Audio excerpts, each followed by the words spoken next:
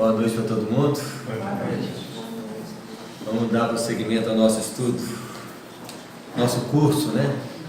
A longo prazo, dos estudos das obras de André Luiz. Hoje nós estamos estudando esse ano Missionários da Luz. Já é o terceiro ano? Segundo. É o segundo ou terceiro dele?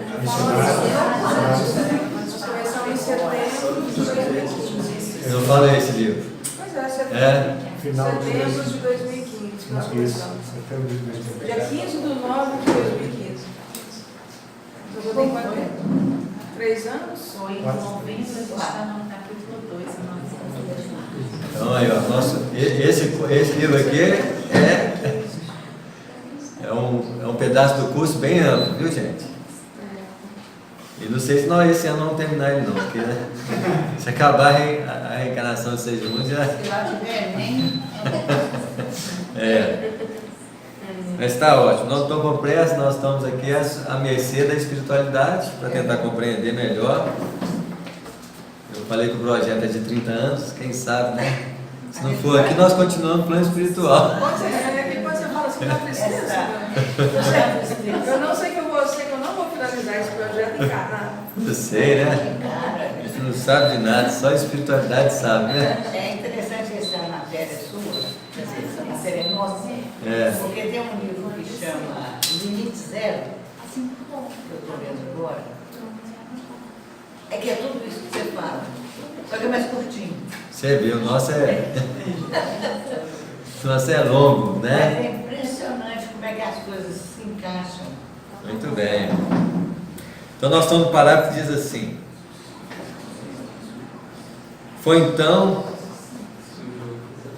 ó divino mistério da criação infinita de Deus, que a vi apertar a forma infantil de Segismundo, de encontro ao coração, mas tão fortemente, tão amorosamente, que me pareceu uma sacerdotisa do poder da divindade suprema. Segismundo se ligara a ela como a flor se une à haste. Nós estamos contemplando aí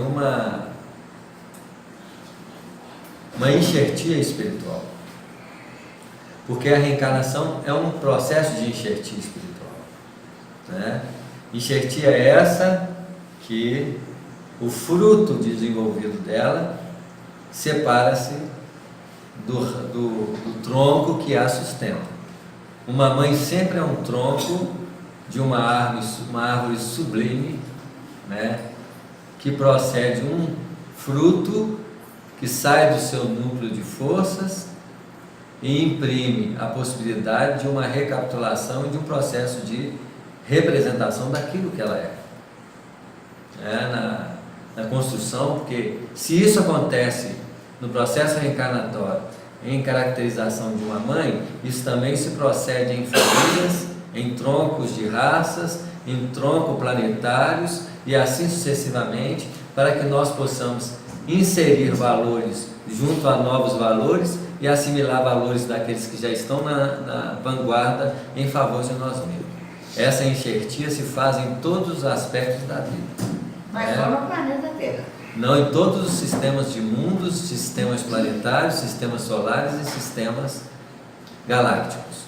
Porque essa enxertia é a mistura de uma proposta elevada em favor de uma proposta menos elevada. Porque o propósito do Criador é sempre amparar aqueles que estão na retaguarda.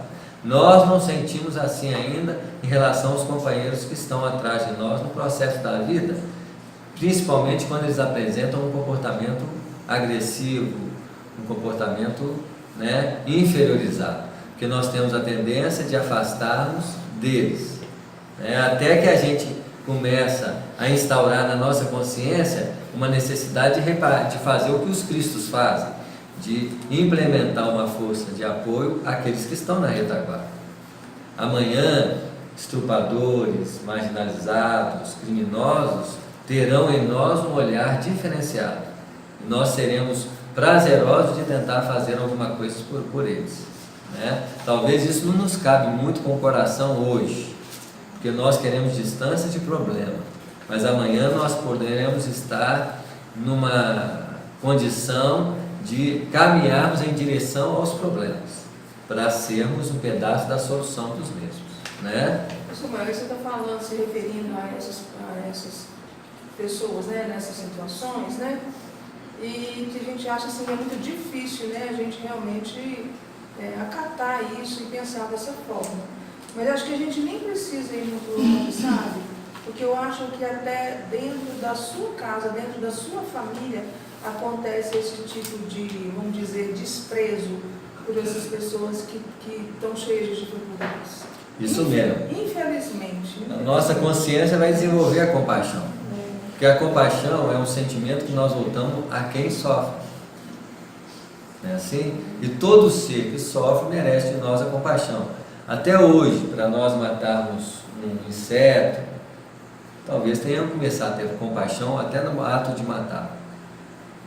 Porque sabemos da perniciosidade de alguns deles na nossa vida. Antes nós matávamos com mais prazer. Hoje podemos até falar assim, eu estou te matando pelo nome, mas vai com Deus. De vez em quando, Mas, Simone, quando você fala que futuramente a gente não vai ter a mulher não vai ter essa gravidez, não vai ter esse envolvimento todo que hoje está acontecendo, e que hoje a mulher é o tronco. É porque ela ainda é um pedaço da árvore, né? Pois é, então, a gente vai ser melhor? Vai ser melhor o processo de necessidades tão mecânicas como essa. Porque nós vamos facilitar a vida. A mulher é apenas uma arte de uma árvore muito grandiosa, né? Nós sabemos, por exemplo, que a origem da árvore divina não está no planeta Terra. A Terra é apenas uma das ramificações de um grande árvore que nasce do Criador, né? E que vai se espalhando, na simbologia daquilo que nós chamamos de árvore da vida, que está inserida no próprio processo do Antigo Testamento, né? Que produz o fruto da vida, que conforme a nossa imaturidade de assimilar o conteúdo de profundidade que ela apresenta como verdade, até aí nós somos capazes de ter maturidade para alimentar dela. Tanto é que Adão e Eva podiam comer de todos os frutos que estavam no jardim, de menos o fruto da árvore que estava no centro do jardim, né? E porque exigiria uma maturidade alimentar da fonte da verdade que nasce dentro de nós. Nós somos aqueles ainda que buscamos a alimentação que vem de fora, que não sabemos alimentar da fonte viva que está trazendo por dentro. A maçã, então, em si, ela representa o que é mais sublime. Talvez a maçã pagou o preço por causa disso, é um fruto, né? Pois é, era um fruto. Que alguém, imaturamente não podemos, é como se eu desse para uma criança de 5 anos a chave de um carro e falasse assim, pode dirigir o carro. Para ela dirigir o carro, ela precisa de quê? De estruturação mental, psíquica, corporal, para não fazer do carro um instrumento de morte, não só dela talvez, né? Então é a mesma coisa, é como se alguns teores de verdade que nós precisamos assimilar, para nós ainda é como se fosse um instrumento em que nós não sabemos usar, transformamos ele em peça de tropeço, não só nossa, mas dos outros, né? Basta ver que os companheiros que alimentavam da verdade na época do Cristo não estavam interessados na verdade em si, estavam interessados em manipular a verdade, para conduzir a verdade ao interesse próprio. É assim? Mas uma verdade sublime como essa não pode ser joguete do ego. Quanto mais nós crescemos espiritualmente, mais nós somos chamados a não usar desses aspectos como forma de manifestar o nosso ego perante a admiração dos outros. Porque muitas vezes os religiosos, sacerdotes, os orientadores, eles projetam a própria personalidade por trás das expressões espirituais que ele abraça, né? Mas quando nós caminhamos para a verdade pura, nós temos que matar a nossa personalidade para que a verdade seja a representação acima de nós. Em todos os aspectos da nossa vida, nós vamos ter que aprender a apagar-nos para que a verdade faça o quê?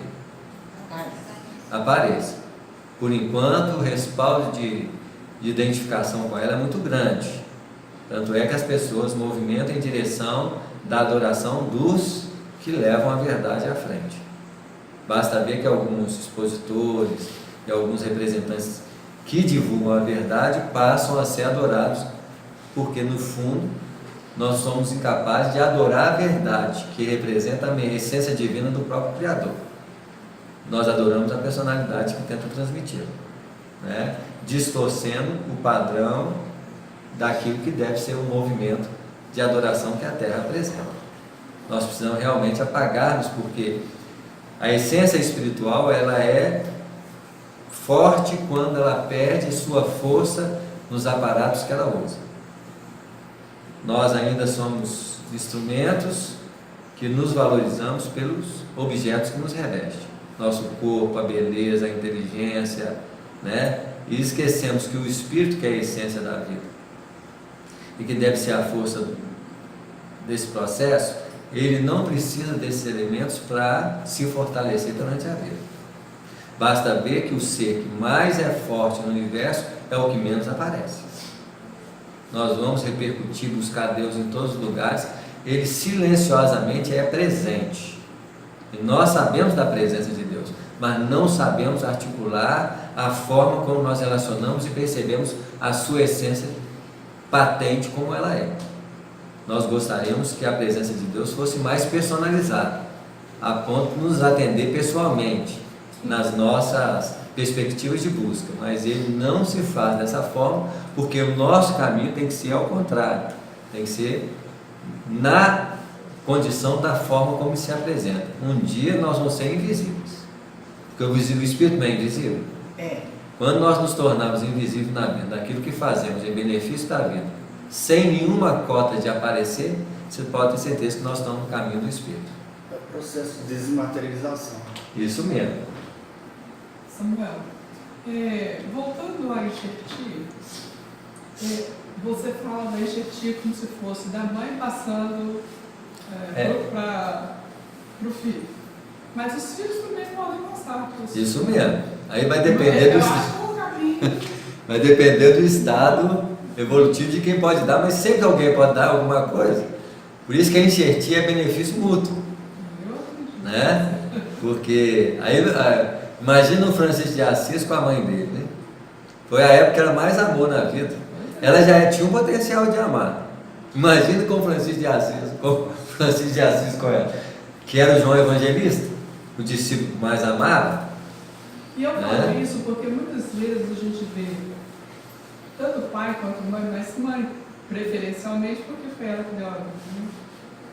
Que a criança, a gente observa que a criança é um espírito muito superior, pelas atitudes, pela maneira como age na vida, tão diferente da mãe.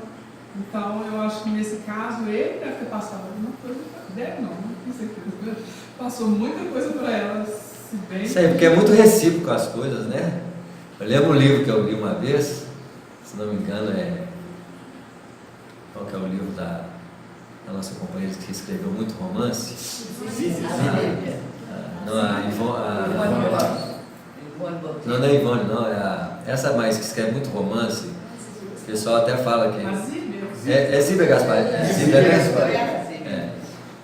Um dos primeiros livros dela que fala, né, da época do Egito ali, o mestre, ele encontrou o senhor, né, mais velho, o orientador, encontrou a mestre dele, jovem. E ele identificou claramente que era ela que instruiu tudo para ele. E ele estava com o papel de tentar orientá-la. Mas ele falava assim, como que eu vou orientar minha própria mestre? Porque ele estava fazendo nada mais despertar o conteúdo de sabedoria que ela trazia consigo, né? Então é recíproca e é muito difícil a gente determinar o que, mas essa enxertia, ela quer trazer que o fruto de elaboração, ele vai ser sempre melhor do que o fruto quando ele entrou, que é uma enxertia para melhoria. Os próprios capelinos, que foi a enxertia de raça de expressão evolutiva no tronco da árvore da terra, porque o tronco da árvore da terra, elaborado por Jesus, ele recebeu um enxertia de uma árvore muito mais primorosa do que o tronco da árvore que estava sendo elaborado. E os capelinhos então trouxeram um padrão de frutas bem mais amadurecidas do que o padrão de fruta que a terra apresentava naquele instante no seu processo de evolução. Então, a enxertia dos capelinhos em queda, porque só veio os em queda, trouxeram muitos benefícios para fruto da árvore rudimentar que a terra estava sendo elaborada. Dizem agora que no processo de regeneração vai haver uma segunda enxertia de capela. Essa segunda enxertia de capela se produzirá com o fruto que não está em queda, mas está em ascensão. É assim? Essa enxertia então se desdobrará em, se em queda eles trouxeram para nós a grandeza, imagina a enxertia em elevação. Mas daí vai ser maravilhoso. Isso mesmo, porque eles já têm o fruto da regeneração elaborado, porque eles já tiveram isso antes de nós. Eles vão trazer para nós o fruto da elaboração, de sustentação de um mundo de regeneração, que eles já passaram a benefício de nós como professores de almas que estão incipientes ainda nesse processo. Só que o mecanismo de educação no processo de regeneração, ele é menos dependente do que o mecanismo de educação no processo de mundo de provas e expiações. No mundo de provas e expiações, a dependência é muito maior do que, na verdade, eles vão ensinar a gente a não depender de ninguém. Então, olha como é que ensina a não dependência de alguém que está na frente de nós. Porque inclusive a gente vê muita criança pequena, né? 4, 5, 6 anos, dando uma lição de valor assim que a gente fica. Isso mesmo, vai chegar uma hora que nós vamos tentar ensinar isso assim, você tem alguma coisa errada nisso, deixa eu explicar melhor. Eles vão explicar para nós, vão falar assim, eu acho que é assim, você vai dizer, é isso mesmo, meu filho. Toda vez que você quiser falar, você pode pegar para lá. Você merece, não é assim? Que é assim que a coisa tem que acontecer. Então compreendi que desde aquele momento era a alma de sua alma aquele que seria a carne de sua carne, né? Você vê como é que é um vínculo reencarnatório nesse nível, e olha que é um nível bem rudimentar, né? Mas já é um princípio de mostrar a grandeza da vida nos seus aspectos múltiplos, porque isso é apenas uma representação daquilo que acontece em todas as nuances do universo, né? A gente tem que entender que por trás de todos os movimentos da forma existe uma essência espiritual. É como se o universo tivesse uma essência espiritual em que as formas se ajustam a ela. Nós podemos não sentir essa essência espiritual, que nos liga a tudo e a todos. Não é assim? Talvez no processo de amplitude consciencial a gente possa desenvolver uma ligação com esse processo. Então, isso é o processo da vida, em que vai se recapitulando em várias gamas de formas de expressão, e aos poucos nós vamos ajustando a essa essência. Nós podemos achar que está tudo errado na Terra, ou tudo errado até próximo da Terra, mas não tem nada errado. Nós estamos no processo de reajustamento e tudo vai se encaixar ao processo de harmonia universal. Podemos dar umas voltas, meia voltas, brigar por ali, extrapolar ali, mas todos vão se ajustar ao processo de harmonia, porque esse é o fundo do universo, né? Então, Alexandre recomendou aos amigos presentes uma exceção com exceção dos consultores, de Herculano e de mim, que se afastassem da cama, conduzindo Adelino, confortado e feliz, a pequena excursão pelo exterior, e guiando Raquel com infinito cuidado ao corpo físico, disse-nos: agora auxiliemos nosso amigo no primeiro contato com a matéria mais densa. Então, aqui nós vamos ver a operação. Então eles pedem para afastar, porque ali ele ia transformar aquele plano ali numa sala hospitalar de profunda manifestação divina. E nem todos que estavam ali poderiam, para não atrapalhar o delicado, como existe uma sala de cirurgia, que nem todo mundo pode participar, né? Assim, tem que ter todo um aparato de proteção ao ambiente que se faz, nem todos ali poderiam permanecer no ambiente, porque ali ia se fazer um ato de cirurgia extremamente complicado. né? Raquel acordara experimentando no coração estranha aventura. Abraçou-se instintivamente ao companheiro adormecido, como o navegante feliz, ao sentir-se em porto de tranquilidade e segurança. Havia atravessado o espesso véu das vibrações que separava o plano espiritual da esfera física, e não conservava qualquer reminiscência precisa da sublime felicidade de momentos antes. Você vê que nós temos duas consciências de vida. Uma consciência espiritual, que participa da realidade espiritual, e uma consciência material, que restringe demasiadamente a consciência espiritual. Você vê que ela passou de atos tão sublimes e ela não consegue reter aquilo que ela estava vivendo naquele instante, que era a aproximação do processo reencarnatório em que Segismundo ia aproximar-se do processo de fecundação espiritual, né? Todavia, seu sentimento de júbilo permanecia dilatado, suas esperanças transbordavam e uma confiança imensa no porvir acalentava-lhe agora o coração. Mas os aspectos emocionais vibratórios que envolvem a situação em si, ela guardava consigo, que é a manifestação desdobrada das energias que envolvem o ato em si, né? Se o constrangimento da consciência não houve o constrangimento das expressões emocionais, porque se existe uma coisa que não é tamponada no processo da reencarnação, são as emoções. Basta ver que nós temos as características emocionais do passado sem esquecimento. Os detalhes superficiais do processo, eles se apagam, mas a essência do processo em si não consegue ser apagada ou tamponada.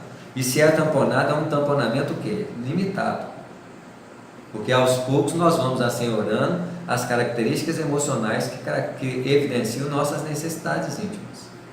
Então, basta ver que mesmo as emoções mais primitivas, nós não esquecemos. Quando elas dilatam em nós, nós temos a emoção da fera que já fomos no reino, a emoção das semiferas que já fomos no reino de transição entre o reino animal e o reino quê? Nominal. Isso nós não esquecemos na reencarnação, não. O que nós esquecemos? Forma, nome, linguagem, tudo isso que é de origem superficial. As bases emocionais e energéticas do ser, elas são muito mais profundas do que as bases de experiências superficiais que nós guardamos no processo reencarnatório. Não é assim? E na profundidade do nosso ser, nas linhas do espírito, aquilo então é intocável. Talvez seja a essência mais profunda que temos. Hoje há uma necessidade de introdução de nós para dentro, porque nós precisamos fazer uma viagem interior de encontro com o nosso ser espiritual, que ultrapassa propriamente as energias emocionais que têm bases nas experiências mais rudimentares da evolução. As energias espirituais profundas, elas não são adquiridas em experiências. Elas são depositadas pelo Criador no processo da criação como característica do próprio ser. Então, não adianta, eu não vou adquirir humildade, eu já sou humilde. Se eu adquiro humildade, é humildade teórica, fundamentada pelos conceitos humanos. Então, existe a humildade conquistada como valor humano, existe a humildade como essência espiritual do próprio ser. A humildade conquistada como valor humano, você pensa nela e articula assim: eu acho que agora eu sou humilde. Não é assim? Mas quando nós temos a humildade espiritual, essa nós nem sabemos que nós a temos. É muito espontânea e não sabemos que a temos. É assim, tanto é que muitas vezes a pessoa vai dizer: nossa, que ato de humildade. Você fala assim: qual dele? Eu não fico não. Porque quando você é, você não sabe o que é. Mas quando você quer ser, você sabe que é, mas não é. Verdadeiramente. Porque já está projetado com um anseio de manifestação personalizada. Mas é um padrão de conquistas morais que nós temos no processo da vida, né?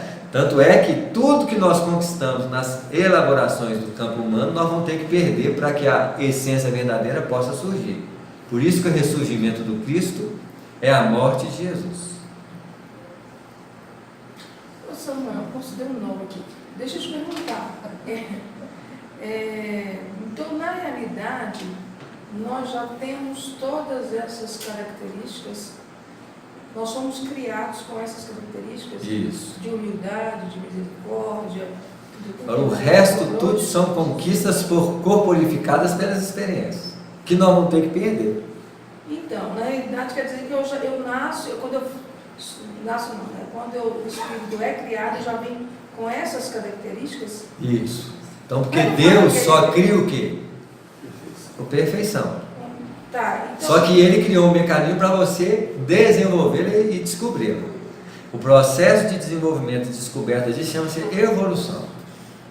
Então, quando fala que Deus criou o ser simples e ignorante? É a representação do espírito no reino humano. Quando ele atinge o reino humano, ele desenvolve a possibilidade de perceber aquilo que ele é.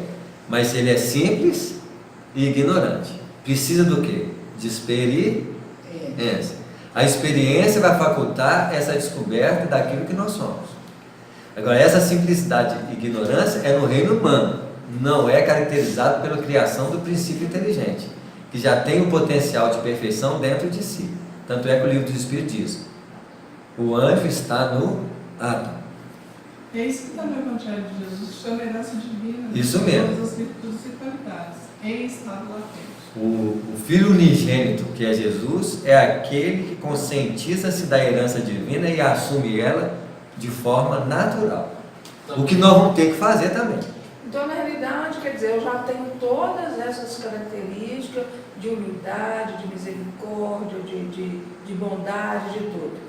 E quando eu encarno, é como se eu estamponasse, tivesse estamponado. Isso mesmo. Tem até uma pergunta do Jesus que fala assim: o que o Espírito fez? Ele simplesmente a esqueceu e a desprezou. Não sei se despreza, não? Porque o Espírito não tem condições de conscientizar desprezo. Nós desprezamos quando nossos interesses de busca de uma felicidade ilusória, somos convidados a ter que buscar esse caminho, você fala assim: agora não. Aí é desprezo. Mas é um desprezo de muita inconsciência. Porque se nós soubéssemos o que é aquilo lá, não desprezava de jeito nenhum. Porque é engraçado. Ai, gente, meu Deus, para eu só sei nada assim. Isso.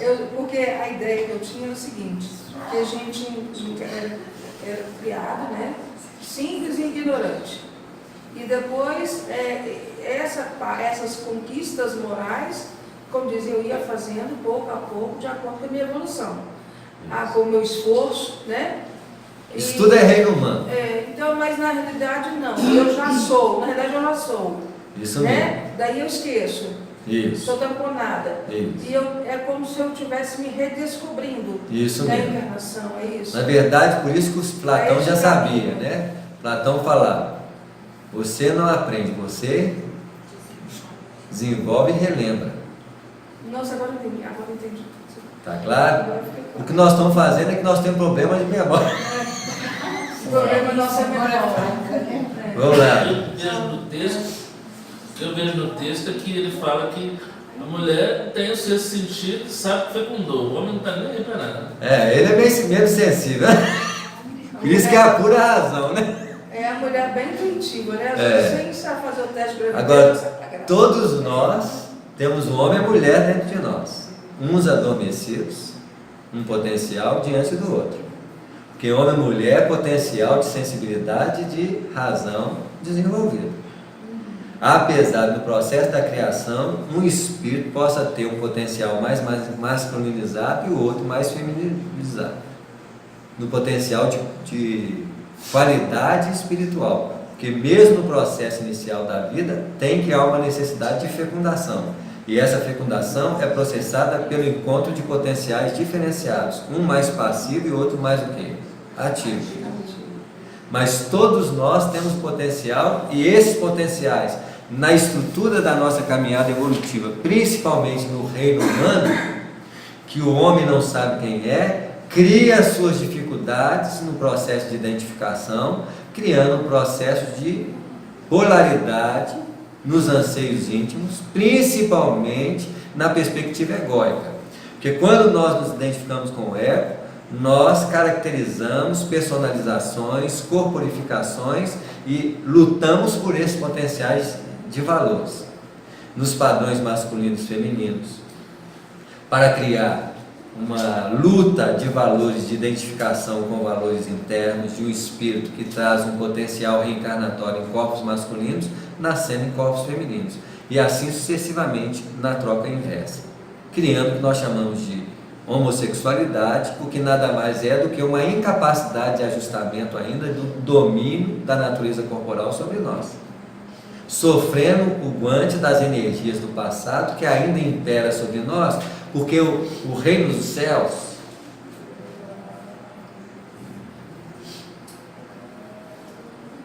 não vem com aparências exteriores. Um dia todo espírito será rei do reino de si mesmo, e nenhuma estrutura dominará sobre ele, porque ele é detetor da capacidade administrativa daquilo que ele é chamado a organizar. Em nós ainda, os elementos quase praticamente dominam-nos, criando uma dificuldade desse reino a partir de um campo de espaço que nós temos que ser detentores de instalar um reinado de autodomínio. Porque se o reino da terra é a representação dos aspectos exteriores, a qual nós temos que saber administrar para o bem nosso e para o bem dos outros, o reino dos céus é a capacidade de administrar todos os recursos internos que o Criador nos elaborou, a fim de colocar todos eles sob o mando da nossa consciência e eles se harmonizarem com os movimentos divinos que regem a criação. Essa sintonia é a perfeição de sintonia com a vontade do Pai, que Jesus disse na prece dele, quando disse: faça a sua vontade acima da nossa. Nós ainda somos impelidos no processo da vida a atender muito mais às nossas satisfações pessoais, os nossos interesses mesquinhos, perante a harmonia que o universo nos convida o tempo todo. Esse padrão de domínio interior é o que nós chamamos de reino dos céus, e que Jesus veio muito claramente implantar no coração dos homens, que Haná, no livro Boa Nova, não conseguia compreender, quando ele perguntou para Jesus o que ele estava fazendo aqui na terra. E ele diz com clareza que estaria implementando o reino dos céus no coração dos homens. Ele estava implementando porque ele já sabia organizar esse domínio dentro de si mesmo. No fundo, ele está dizendo assim: eu vou entregar para os homens a capacidade de caminhar com os próprios pés. Porque enquanto nós dependemos do outro, dependemos de fora, da orientação externa, nós não temos essa capacidade de autodomínio que nós precisamos ter. O processo de regeneração é o convite para que nós possamos dar esses primeiros saltos. Quando nós caminharmos com a perspectiva de menos dependência das informações externas, nós começamos a assenhorar uma caminhada mais consciente. E nós passamos a assumir funções cada vez mais independentes do outro e provavelmente de maior claridade para criar na dependência dos outros, que ainda precisam de nós, uma necessidade de sustentação. Assim como faz uma mãe perante de um filho pequeno que acha que é incapaz de viver e que necessita da mãe para sobreviver dentro da vida. E é uma fatalidade. Basta ver que a maior angústia das crianças no mundo é a morte dos pais. Porque no fundo eles sabem que se a mãe morrer, eles teriam muita dificuldade de sobrevivência na própria vida. É assim? Mas eles esquecem que se uma mãe morre, naturalmente, pela lei de cooperatividade, deveria ajustadamente uma outra mãe assumir a direção dos seus passos na terra. E o que vai acontecer dentro de uma família, por exemplo, a não ser que as famílias são muito egoístas e deixam o filho de lado. Tem disso? Tem. Em mundo de prova e expiação, o egoísmo predominando, acontece muito disso. É assim? Mas na medida que nós vamos evoluindo, isso não deveria acontecer. Porque o compromisso de um é compromisso do outro.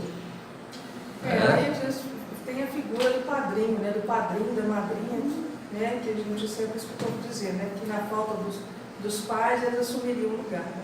Isso mesmo. Já Que é um um padrão natural de harmonização com o próprio Criador. Né?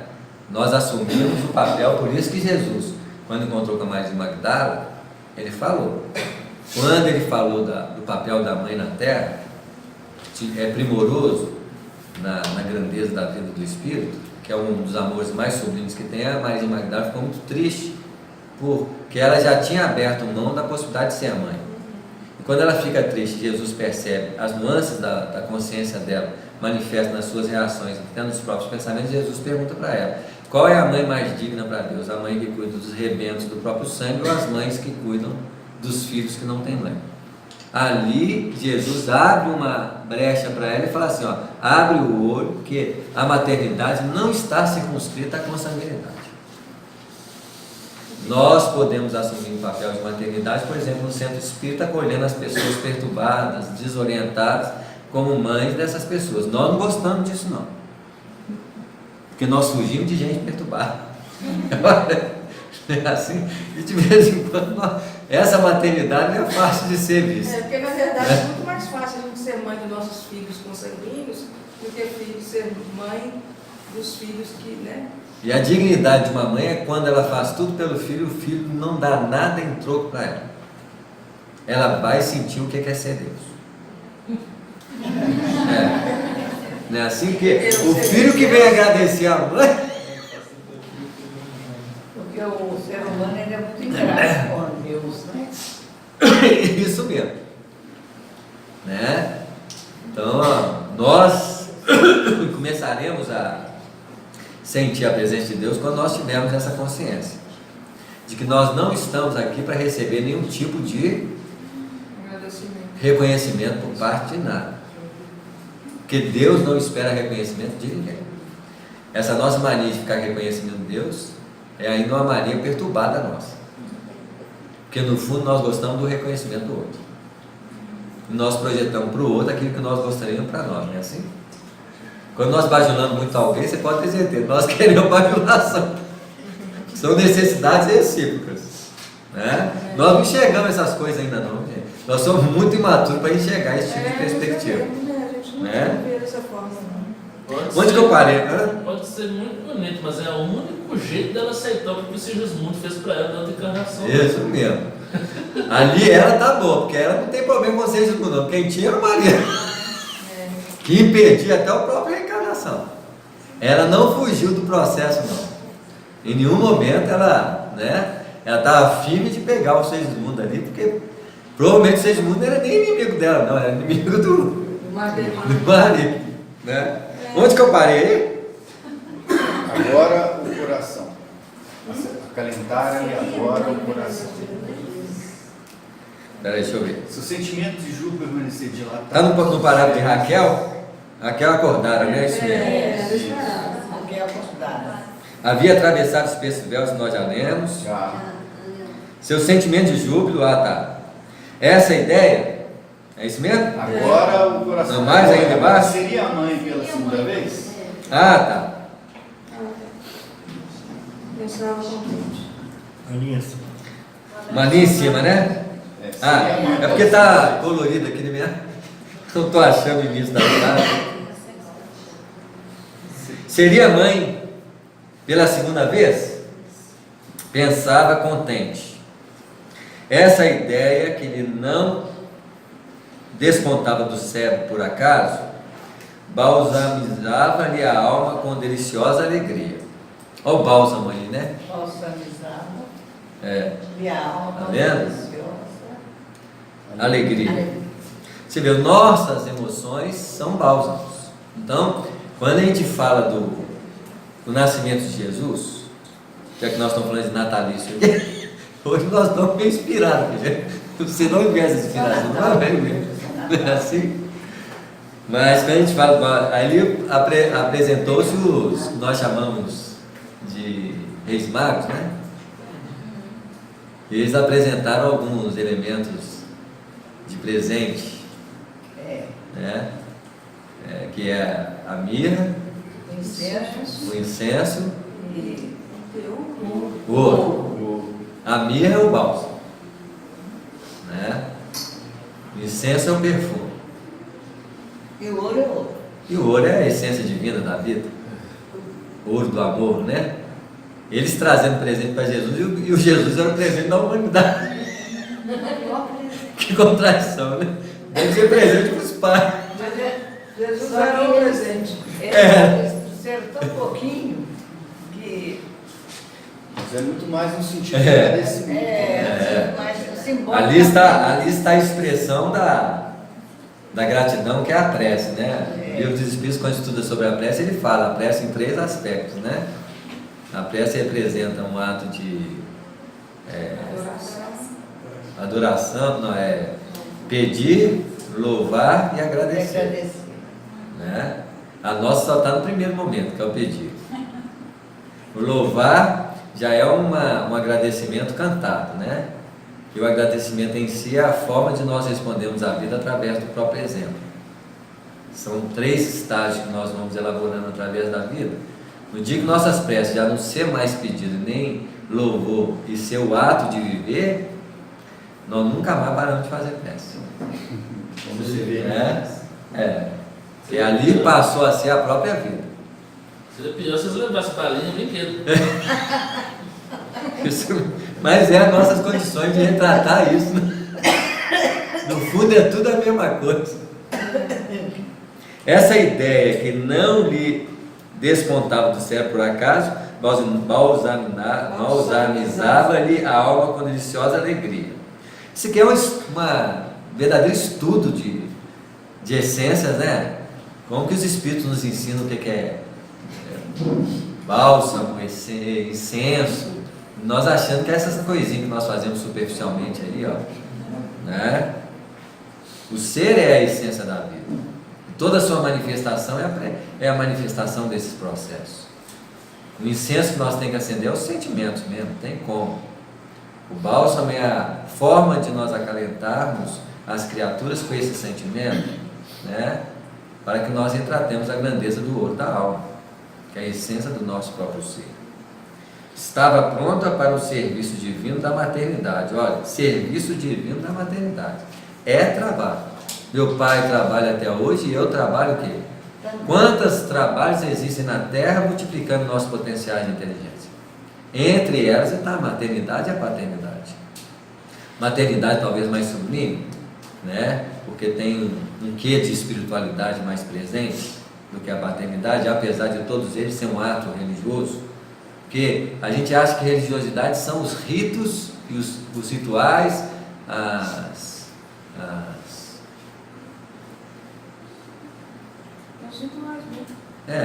tem outros nomes, né?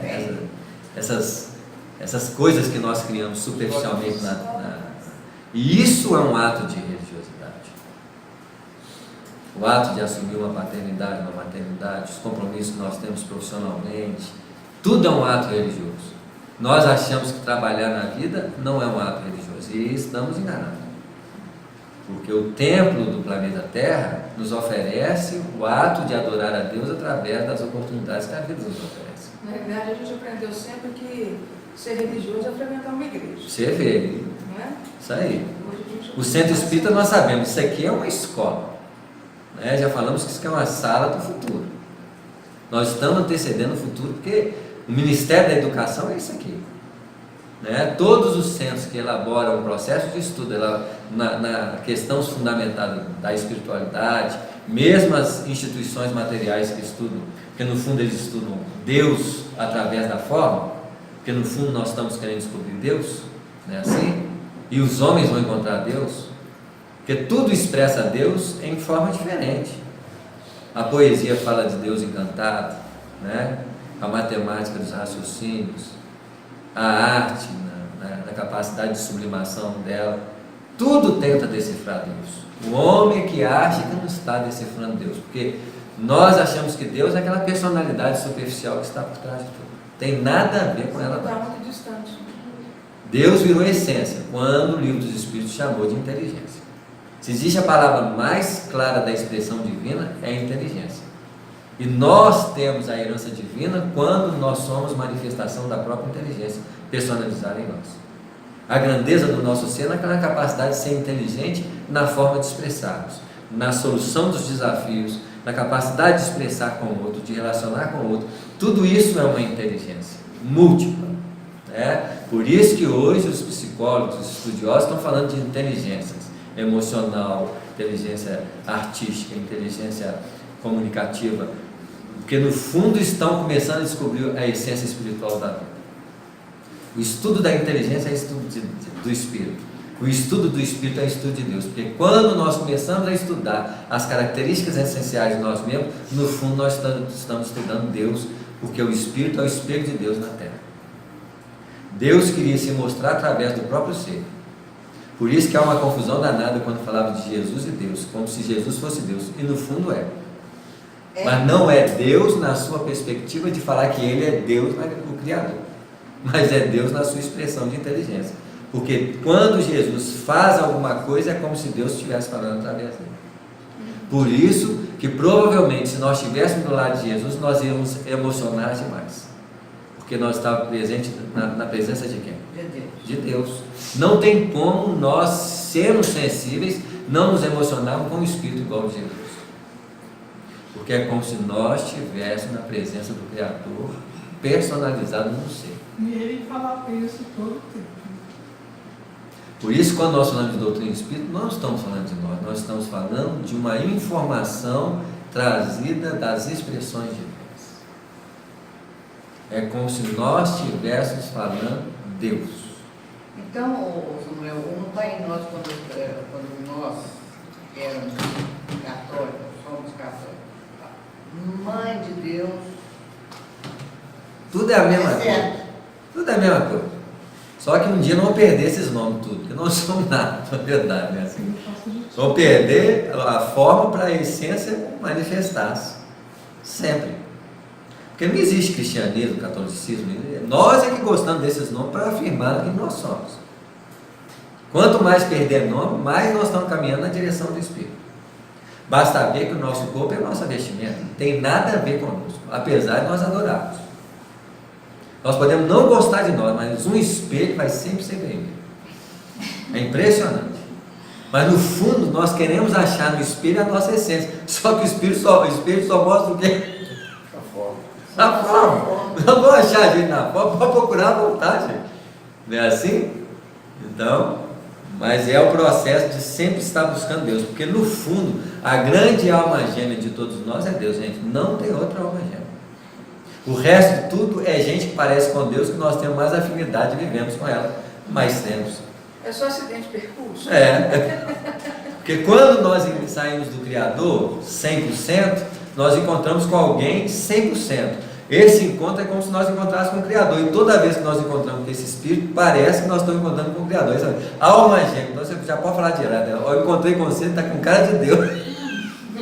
A alma gêmea é o Espírito que mais faz a gente lembrar de Deus, que é a grande alma gêmea de todos nós. Ontem nós amamos as almas gêmeas. A gente vê Emmanuel e Lívia, não é assim? Cantando a música de alma gêmea para os dois. Aí a Lívia encontrou Jesus. Coitado do Emmanuel. Ela realmente encontra no Emmanuel a alma gêmea da sua alma. Mas quando ela começa a encontrar Jesus, o sustento de amor é tão grande que ela, ainda bem que o Emmanuel deve ter ciúme de Jesus. Fica um pouco para trás. Tá claro? Porque ela realmente encontra numa essência, e não tem jeito não, ninguém disputa com Jesus não, que é fria. É fria.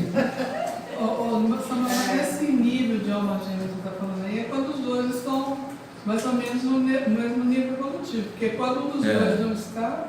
Não, aí perturba demais. Porque mesmo encontrando com essa alma gêmea, ela é perturbadora. Porque como ela tem cara de Deus, nós queremos só ficar do lado dela. Por isso que não é bom encontrar uma gêmea no processo evolutivo que nós nos encontramos, porque aí paralisa o movimento de crescimento espiritual. É melhor deixar do jeito que é melhor deixar assim.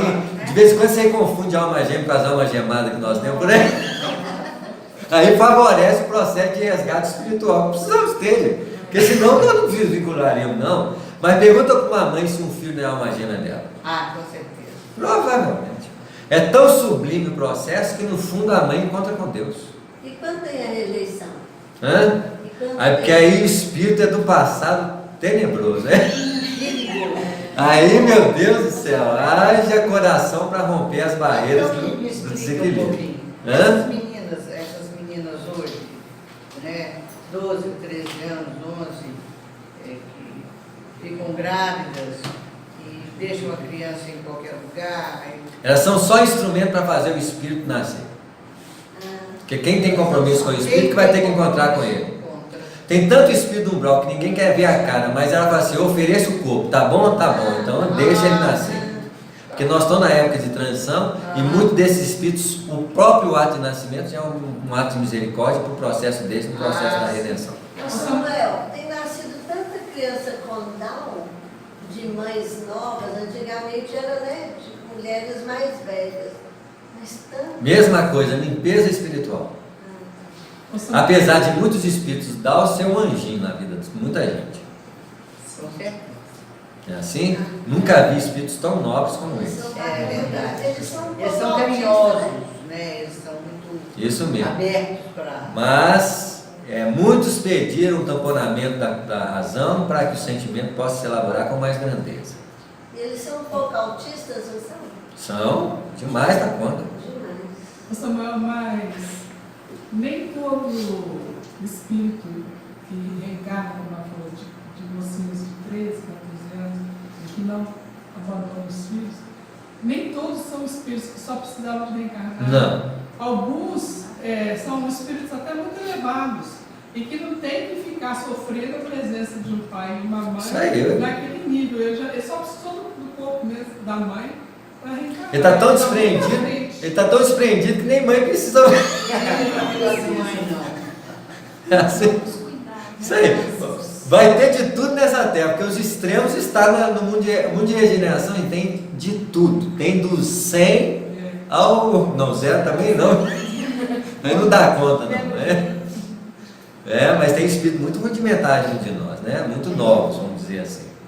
E que não tem condições mais de ficar no planeta. Eles aproveitam esses momentos aí para trazer, para adaptar-se às condições do que eles vão encontrar nos planetas que eles vão. Tem espíritos, por exemplo, que são tirados do século XII só para pegar um pouquinho da tecnologia, daquilo que favorecesse daquilo, para que eles possam introduzir isso no planeta que eles vão ser e não estranhar tanto. Porque os espíritos que são exilados, eles não têm um compromisso moral com o planeta, eles têm um compromisso de elaborar as sementes da evolução, da técnica, do conhecimento, da religiosidade, de introduzir isso. Quem tem compromisso moral de desenvolvimento é o ser do próprio planeta. Eles têm. Entre si, aqueles espíritos que são exilados, eles vão liquidar algumas deficiências entre eles que precisam ser rarefeitas, precisam ser elaboradas. Então o planeta rústico oferece para eles uma liquidação entre eles e eles oferecem ao planeta um manancial de grandeza espiritual que o planeta precisa. Porque aqueles espíritos rústicos não teriam capacidade de aprimoramento sem o apoio dos professores iniciais. Como a Terra era um jardim de infância muito grande, os primeiros professores que aportaram no planeta são os exilados de Capela. E os exilados de outros planetas, que não só de Capela, mas coletivamente falando, os exilados de Capela tinham um compromisso por identificar com o planeta Terra, com as bases do que eles precisavam desenvolver. E desenvolveram muita coisa grandiosa, mas também trouxeram algumas nuances de muita perturbação, que os homens primitivos pegam a perturbação fácil. Já vão perturbar as pessoas. Pois quando eles vieram, eles trouxeram esse conhecimento, né? Mas moralmente não houve crescimento? Houve crescimento para eles, mas também trouxe muitas mazelas, porque a herança é de todos os níveis. Até porque o livro do Evangelho segundo o Espiritismo fala: no princípio o homem tem instinto, corrompido e desenvolvido tem sensações.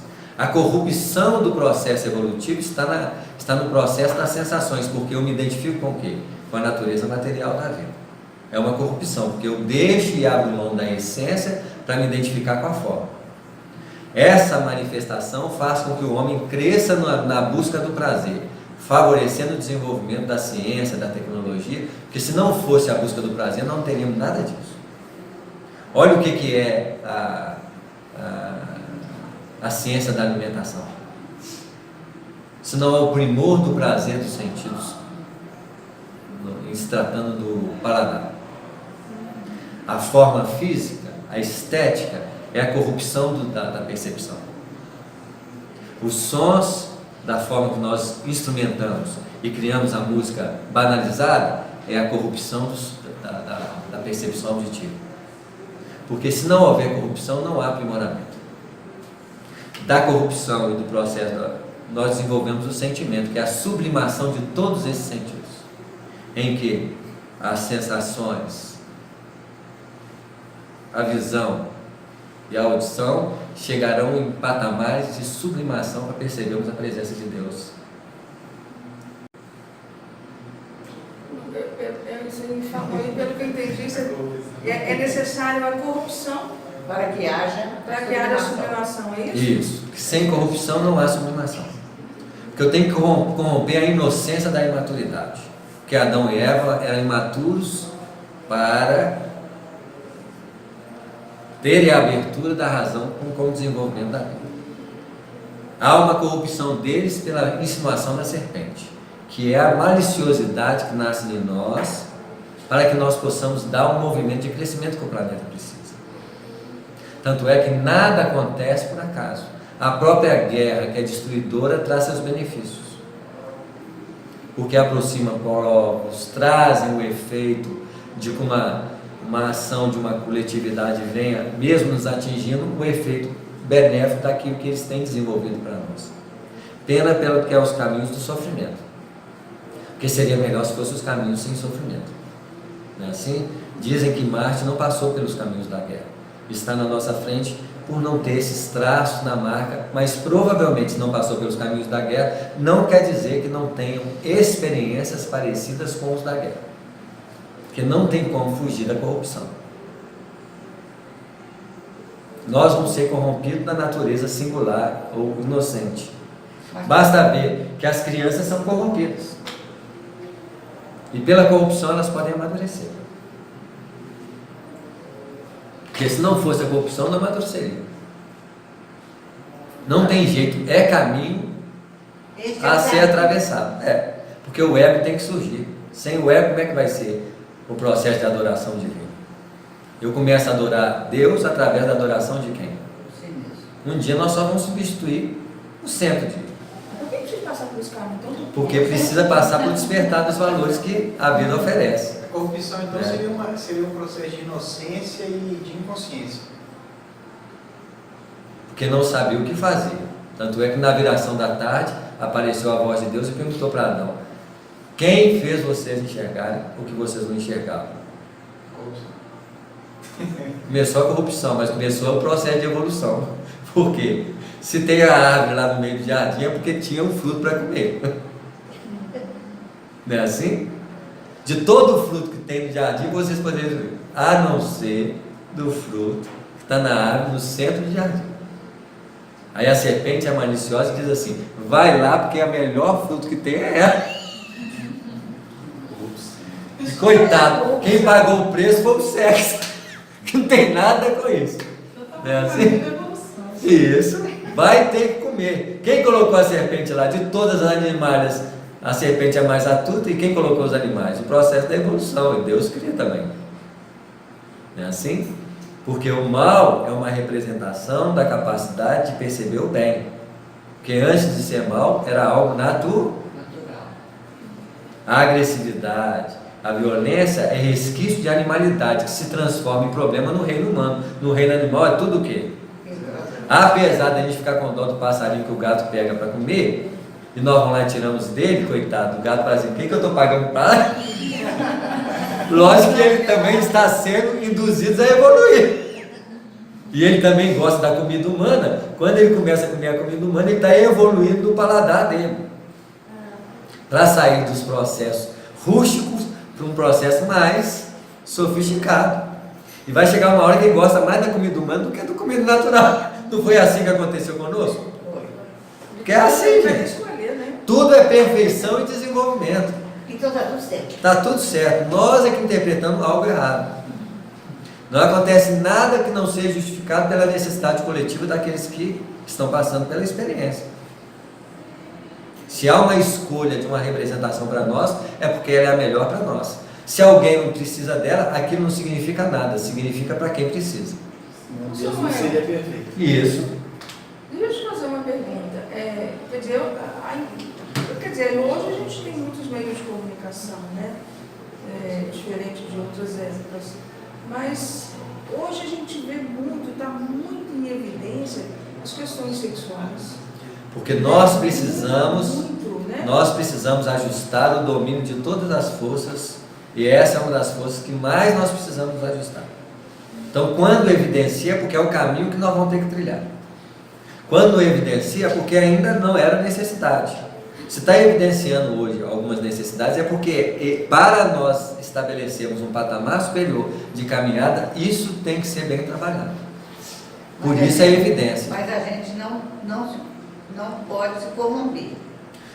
Corromper ou não corromper, nós vamos ter que aprender a dominar essas forças. Ver, ouvir e calar. Isso, porque nós vamos nos ajustar a um processo de harmonia em todos os campos que a vida nos apresenta. Por isso que chama Reino dos Céus. Reino dos Céus porque todas as forças que estão estabelecidas dentro de nós, elas têm que ser usadas e não elas nos usarem. O nosso desafio para ter um Reino dos Céus é o domínio de tudo a benefício da vida. E para que você aprenda, isso tem que estar em evidência. Quando há uma evidência que estão dizendo para nós, preparem-se, é uma área que todos nós vamos ter que aprender a dominar, porque ela já está evidenciando. Isso quer dizer que eu tenho que trabalhar isso com mais o quê? Efetividade. Porque a própria expressão do campo de desenvolvimento que a Terra vai passar, que é o desenvolvimento do amor e do sentimento, a energia sexual é a base mantenedora dela. Porque os dramas e os sofrimentos humanos, na nossa perspectiva hoje, que mais nota é o distúrbio dessas forças no campo da criminalidade. Onde o amor deveria imperar, a agressividade, pelo apego que nós temos, predomina. Então há uma necessidade de domínio. Se nós não dominarmos isso, como é que nós vamos dar o passo seguinte na evolução? Para falar bem. Mas tem alguma coisa bonita em proibir conhecimento? Não tem bonito de nada. Quando existe proibição de fora, é porque nós não somos maduros o suficiente para ter o filtro em nós da capacidade de escolher. Quando nós observamos que existem proibições, isso é para a mente que precisa delas. Vamos dizer que uma pessoa que anda em torno de um jardim e que nunca pisa na grama, ele nunca vai ler a placa no meio do jardim que está escrito, não pise na grama. Porque nele já está inserida uma necessidade de não ter leis nesse sentido, porque ele já tem uma sensibilidade para não pisar na grama. Ele precisa dessa lei, gente? Não. Quem precisa da lei é quem anda. Aí entra e vai ver a placa lá. Aí chama-se revelação. Não é assim? Aí vem as consequências quando a revelação não funciona, aí vem o tributo da revelação, que é a justiça. Então Moisés é a revelação da lei, João Batista é a vivência, Jesus é o primor. Porque é a própria lei. Ninguém vai passar pelo processo da evolução se não passar por Moisés, João Batista e Jesus. Porque é o processo de desenvolvimento da consciência da lei dentro de si. Moisés, justiça E João Batista. e João Batista. Justiça vivenciada, Jesus vive justiça planificada. Porque a justiça é um amor dinamizado. Só conseguimos amar o outro se nós respeitarmos o outro como se o outro fosse nós. A justiça pede que nós tratemos os outros como nós gostaríamos que tratasse a nós mesmos. Quando eu começo a fazer isso, eu começo a amar. Porque eu já trato o outro como eu. Então não tem como fugir do amor. A justiça é a matriz do amor. Se eu ainda corto um pedaço do bolo maior para mim, sou um justo egoísta. Você fala É isso aí. Tá claro? 5 minutos. Vamos ler mais um Pará? Hoje nós estamos voando demais, viu, gente? Eu não sei quem está aí, mas aqui está pipocando, né? Assim? Tá bom. Não via a esposa de Adelino que Alexandre e os construtores espirituais lhe rodeavam a mente de sublime luz, banhando-lhe as ideias com as águas vivas do amor espiritual. Tudo estudo evangélico, tá vendo? A água viva é o amor espiritual, que está inserido na intimidade de cada ser, no poço que Deus colocou naturalmente dentro de nós. A samaritana buscava água no poço de Jacó. mas esquece que a água viva que Jesus oferece, ele não pode oferecer, porque ela nasce do próprio coração. Só pode beber quem sabe beber a água de si mesmo, porque a verdade é a essência divina de todos os nossos seres, por isso chama-se revelação. Nós estamos revelando o que? A verdade. A verdade, enquanto está fora de nós, é porque nós estamos precisando beber na água dos outros, até que nós aprendamos a beber no poço vivo que está dentro de nós. Aí nunca mais nós teremos sede, porque nós não vamos buscar mais a verdade fora de nós, né? Observando que a forma de ser esse mundo se ligar a ela, então, no enxerto divino, olha só, né? Por devido processo de união magnética, percebi a determinação do meu orientador para seguir-lhe de perto o trabalho de auxílio na ligação definitiva de Segismundo à matéria. Ali começaria o processo da reencarnação, porque o Segismundo vai ligar-se ao processo da matéria através dos fios perispirituais que ligam a ligação do espermatozoide com o óvulo. Quando há a ligação do espermatozoide com o óvulo, o primeiro fio que liga é o perispírito Segismundo que faz. Essa ligação é o princípio de manifestação da reencarnação, mas submetido a um processo de magnetismo mental da própria mãe, que é um núcleo de facilitação no processo da vida, no anseio da reencarnação. É um laboratório de materialização espiritual a longo prazo, da qual as reuniões mediúnicas, no fundo, reuniões essas de materialização espiritual, nada mais fazem do que esse mecanismo de forma superficial para dar circunstancialmente, em alguns minutos, a materialização de espírito na Terra, sobre a manifestação de uma reunião mediúnica, que no futuro vai ter muitas, porque aí vai fugir de nós os anseios de especulação, para nós podermos fazer naturalmente um processo de aprimoramento sob a orientação superior da vida. Não é assim? Então nós vamos ter a presença desses mentores espirituais trazendo para nós informações vivas, como acontece muito nos planos espirituais, como o nosso lá. Se aquilo acontece lá, vai vir para onde? Então amanhã nós vamos ter espaços em que os espíritos vão materializar para trazer orientações e estudos para nós, como acontece lá nos planos espirituais. Já pensou que loucura? Você vê, né? Já faz isso através dos livros, porque nada é mais do que o livro, do que a orientação espiritual desses companheiros, começando a aproximar de nós. Como nós temos problemas de memória, de entendimento, aí precisa de ler muitas vezes. Então, aí tem que recapitular sempre, para ver se a coisa pega um pouco mais em nós. Né? Nós temos botões